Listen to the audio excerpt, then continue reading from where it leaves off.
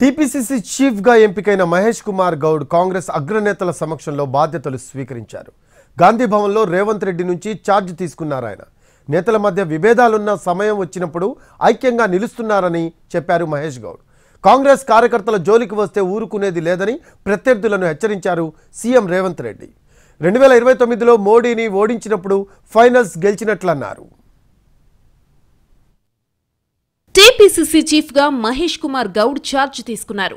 ఇంతకాలం PCC chief గా ఉన్న రేవంత్ రెడ్డి నుంచి బాధ్యతలు స్వీకరించారు. ఈ కార్యక్రమానికి డిప్యూటీ సీఎం భట్టి విక్రమార్క, మంత్రులు, కాంగ్రెస్ కీలక నేతలు హాజరయ్యారు. గాంధీ భవన్లోని ఛాంబర్లో ప్రత్యేక పూజలు నిర్వహించి బాధ్యతలు స్వీకరించారు మహేష్ కుమార్ గౌడ్. బాధ్యతల స్వీకరణకు ముందు గన్ పార్కులోని అమరవీరుల స్తూపానికి మహేష్ కుమార్ గౌడ్ నివాళులు అర్పించారు. అక్కడ నుంచి గాంధీ భవన్ కు తెలంగాణ కాంగ్రెస్ ఇన్ఛార్జ్ దీపాదాస్ మున్షీతో కలిసి భారీ ర్యాలీగా వెళ్లారు. బడుగు బలహీన వర్గాలకు సముచిత స్థానాన్ని కల్పిస్తూ క్షేత్రస్థాయిలో కాంగ్రెస్ పార్టీని మరింత బలోపేతం చేసే దిశగా తన వంతు ప్రయత్నాలు చేస్తానన్నారు నయా పీసీసీ చీఫ్. తన నియామకానికి సహకరించిన సీఎం రేవంత్ రెడ్డి, పార్టీ రాష్ట్ర నాయకులతో పాటు తనపై నమ్మకం ఉంచిన హైకమాండ్కు ప్రత్యేక కృతజ్ఞతలు తెలిపారు.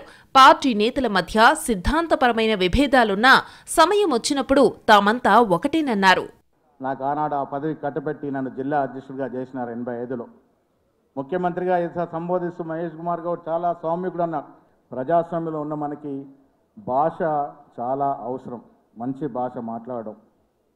మొన్న కౌశిక్ రెడ్డి వాడిన భాష వల్లే గాంధీ అనుచరులు రెచ్చిపోయినట్టు సందర్భం.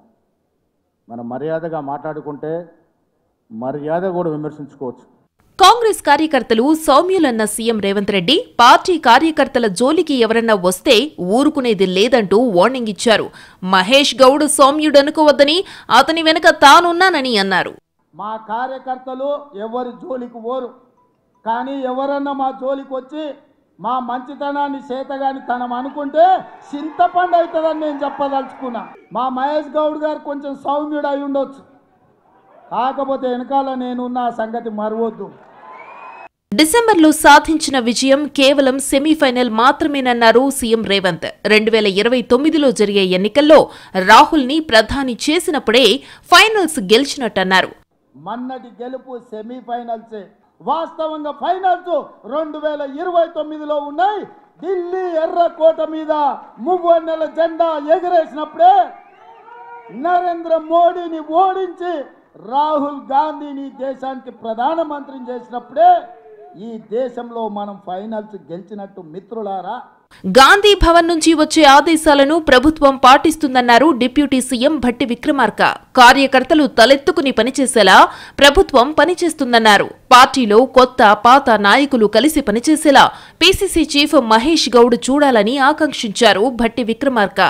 మహేష్ గౌడ్కు అభినందనలు తెలిపిన పలువురు నేతలు తెలంగాణలో పార్టీ మరింతగా బలోపేతమవుతుందని ఆశాభావం వ్యక్తం చేశారు.